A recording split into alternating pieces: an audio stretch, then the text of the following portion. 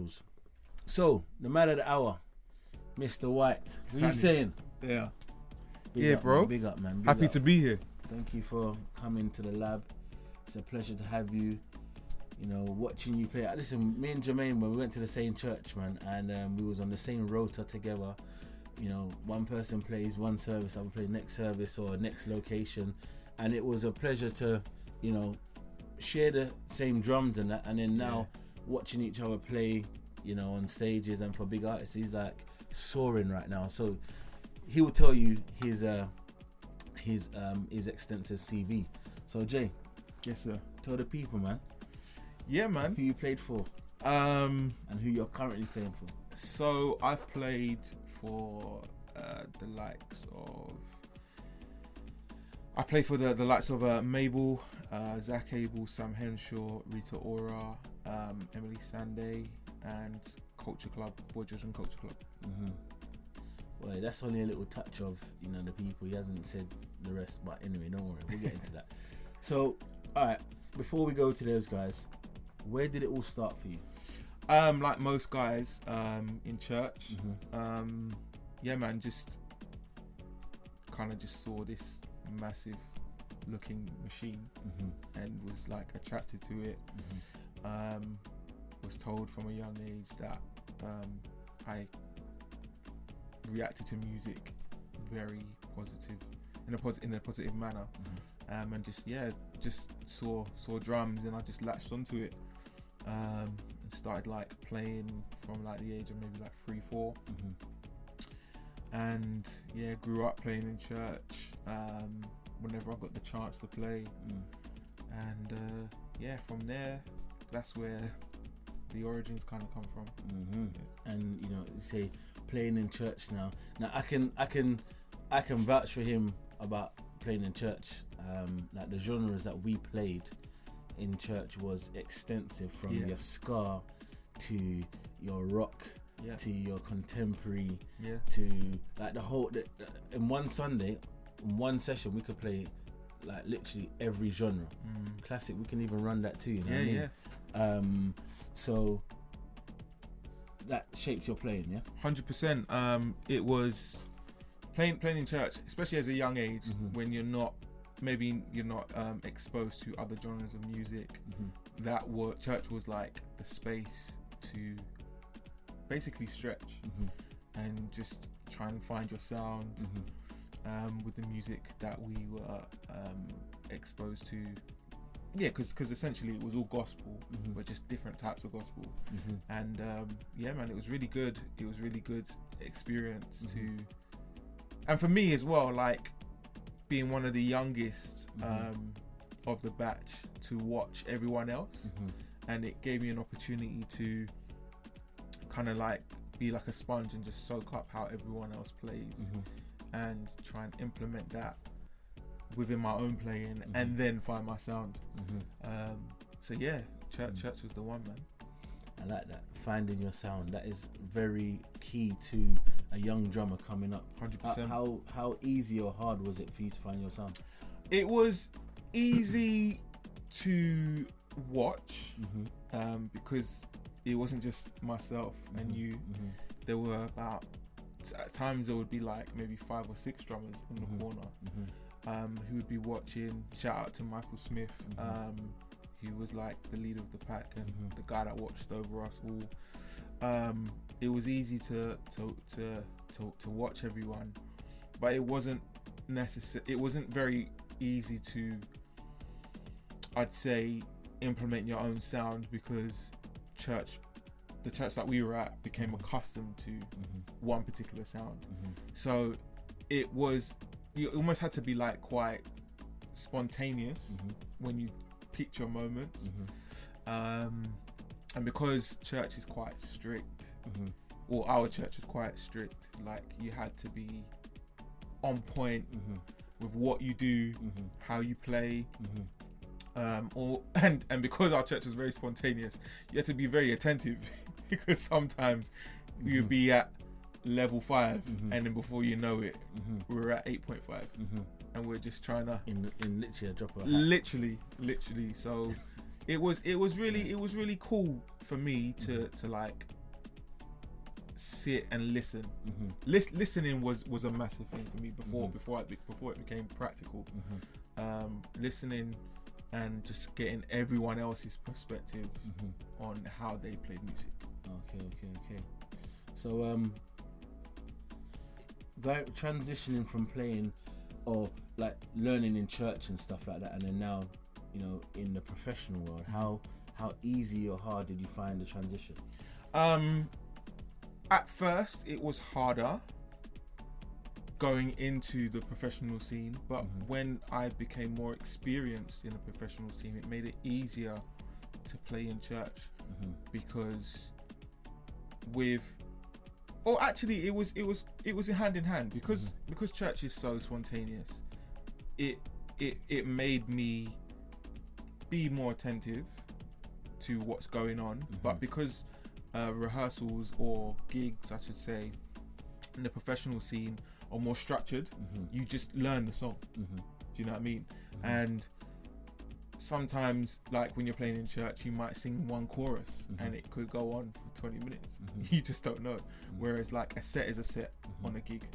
And just like I took the tools that I had. I say it this way. I took the tools that I had from church into the industry, but I didn't take the habits. Okay. Yeah. Okay. And then I took the habits from the scene, the industry, into church, which made me a more of a refined player in church, because I found it easy to do both over time. Okay. And then what kind of habits was it that you took from one and didn't bring to other? Like what was I'd probably say like the most key one is overplaying. Being more sensitive to punctuality with the gear, making sure that you have everything that you need, because the last thing you want is for the MD in the scene, in the industry, to turn around and say, "Yo, where's your electronics?" Like you might find yourself not getting the call back after that. Do you know what I mean? So it's the small things, but which wouldn't necessarily matter in church, or when I was growing up in church, but it's the bigger thing. They're viewed as the bigger things in the industry because it's work. Okay, it's exactly what it is. Okay. And you played your first professional gig when? Shout out to Jamil Blake. He asked me to cover him on a Eliza Doolittle gig. Oh, wicked. I think it was in 2014. It was a festival. It was a couple of festivals. And he asked me to cover him, and that was my first experience of a major festival. Number one,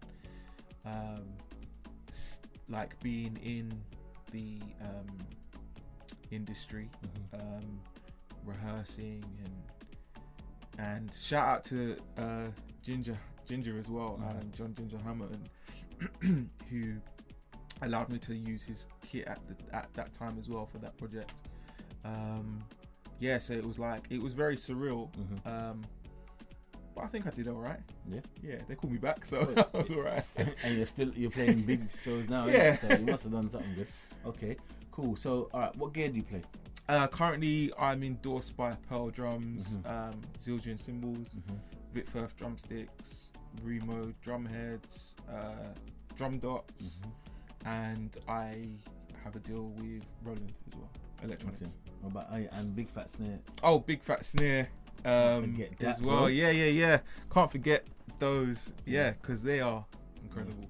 In-ears? I use Ultimate Ears. Okay, Ultimate Ears. Okay, wicked.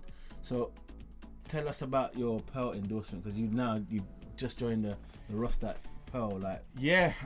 So I had a deal with them in 2019, beginning of 2019, and then it was more like a discount vibe, and then I officially signed with them over some talks during the pandemic year, when the pandemic happened. last year in 2020. And yeah, I made the decision to play Pearl because I'd been playing Pearl almost all my life. So it was a no-brainer really to officially sign with them, and yeah, I'm loving every minute of it. Wicked. And you got some nice drums, man. Thank you. Nice, Thank you. See the new one you just got? Yeah, Pearl sent me a reference Pure. Okay, wicked. In a matte walnut finish. Really cool drums. Love the sound of them. Yeah, and can't wait to do more stuff with it. Okay.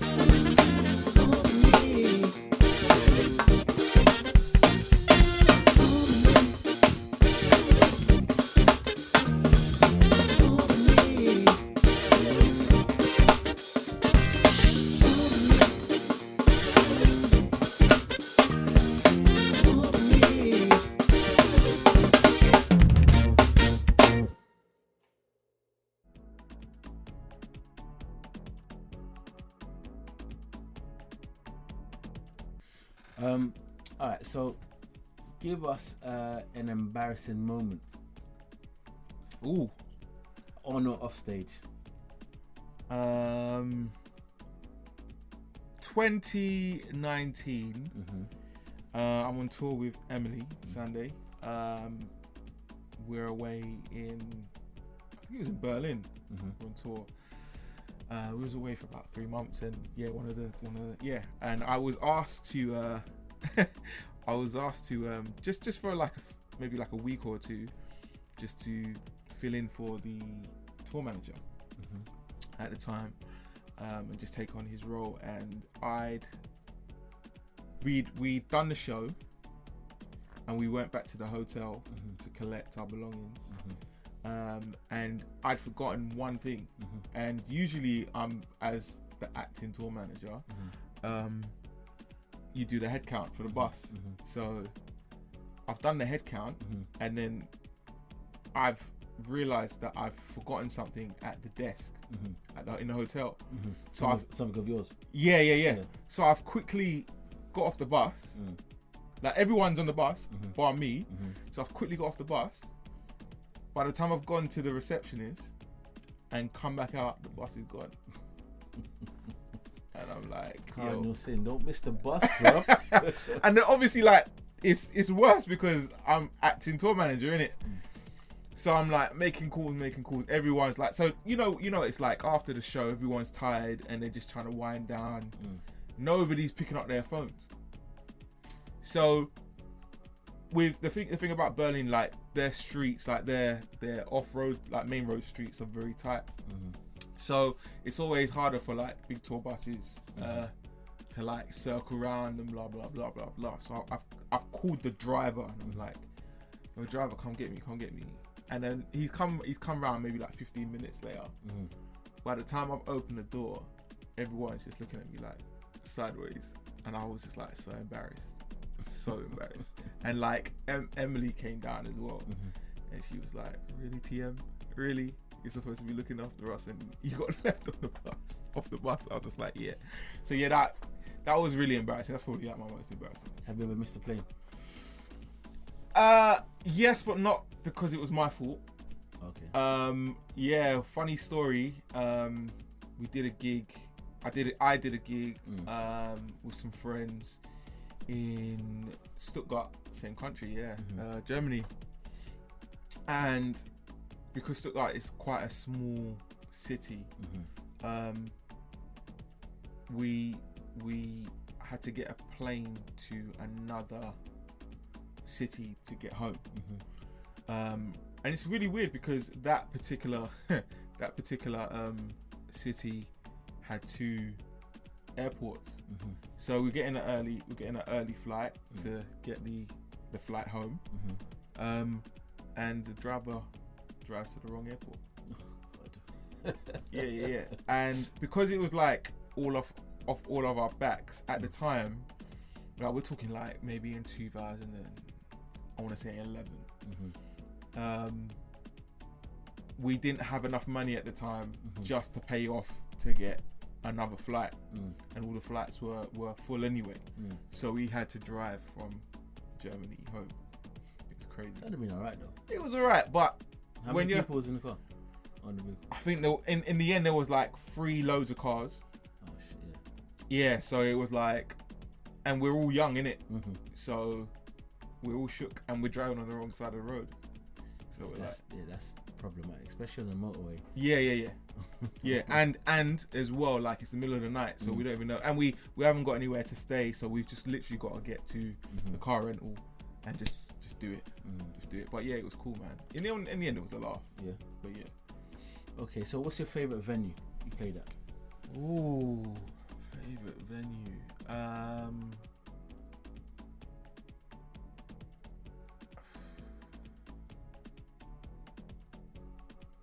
I'd probably say SSE, Wembley. I did that last year. It was weird because it was the first gig that I had done since the pandemic, which is my last gig of the year, 2020. And it was just before Christmas as well. So it was like really cool because Like we was like playing in front of this empty arena, but we were streaming to like 1.6 million people, and that was for Culture Club, and it was really, really cool. But yeah, like usually you don't really hear your drums as loud or as defined when there's people in the arena, but like my drums were singing, and I loved it. I was just like, yo, this is incredible. So it was really cool. That's it. Okay. So favorite venue is there. Favorite country? That's a good one as well. Can I say more than one? Yeah, you can say more. I'll definitely say the States. Yeah. New York is a vibe. Opened up for her with Sam Henshaw. We did an outside festival, and the crowd was incredible. And I love like all the European ones, man. Like there's just a different energy, like especially like Amsterdam. Yeah, Amsterdam. Them kind of cities. Paris is cool. And Brussels, man. Their crowds are very lively. Wicked. All right. So let's talk about like the business side of things. How you go about your business. You don't have to say how much you're getting on any show per se. Just like what's the questions you ask? So you get booked for a gig today. What kind of questions you ask? Well, the first thing is always the fee, and if it really matches up to the exposure of the artist. I ask, you know, what is expected of me, whether it be gear or just how much participation I need to play. And I always ask what the calendar looks like as well, because I'm still currently juggling a few gigs at the same time. Okay. And how important do you say it is to know the business side of things? Like you can play all the chops and stuff like that, but how important do you say it is to know that side? It's just as important, if not more important than playing. Playing is for you, but the business is about your future. I'd definitely say that. Yeah, your playing is about the present, the business is about the future. It's all about connections that you make, and relationships, 100%. And some are personal relationships, some are business relationships. It all plays a part. And I'd say, yeah, like if you want to be the player's drummer, then be that person. But if you want to be an artist drummer, the artist's drummer, then be that person as well. Because there are no rules when it comes to playing. Do you know what I mean? But with the business mind or cap being on, you have to be professional as well. And that's with your approach to playing as well. Always have a professional approach whenever you've been asked to do a gig. Always. So, is this your dream job? Oh yeah, like I wouldn't change it for anything. I mean, the pandemic has definitely opened up my eyes to just how much I really miss doing it. I mean, I haven't been full time for very long. I went full time summer 2017, and you know, like I've been very blessed and fortunate to have had work continuous since then. So what's it like doing the job that you love?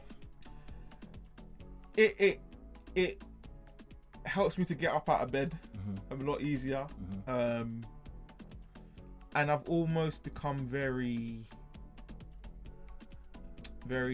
strategic on how I want to live my life. I can't do certain things that I used to do before. Like I've got to rest well. I've got to look after my body.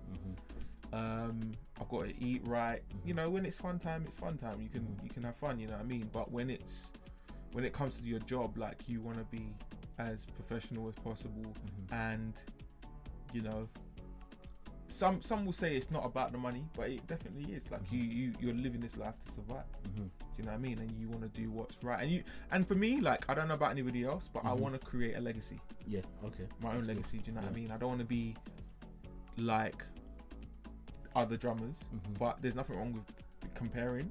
But I want to be in my own lane and be an inspiration to others as well. Okay, so what piece of advice would you give a young musician coming up right now that wants to be a drummer or a musician in general in the industry? I'd say be patient with yourself and find your own identity. Be your own. Find your own sound, 100%, because there are loads of drummers that sound the same, and there has to be. You're either going to be chosen because you sound like somebody else, but there's no originality in that. You want to be chosen because you're unique for what you do, and you know there's nothing wrong with being different at all. And I think that's important. And also going back to being patient with yourself.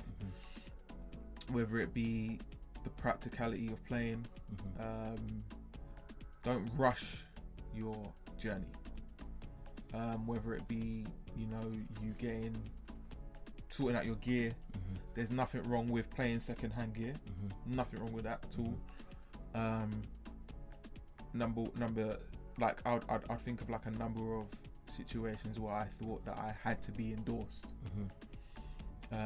If you can invest in yourself, then do it, 100%.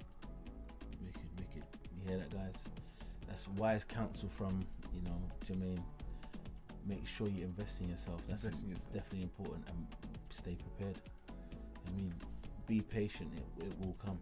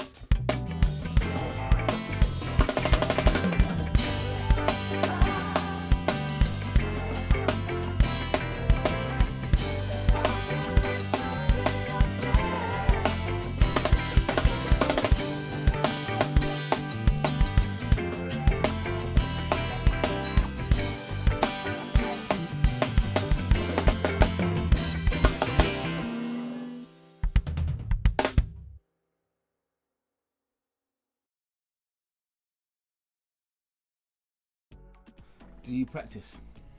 I practice when I can, but my practice isn't just playing. My practice is listening.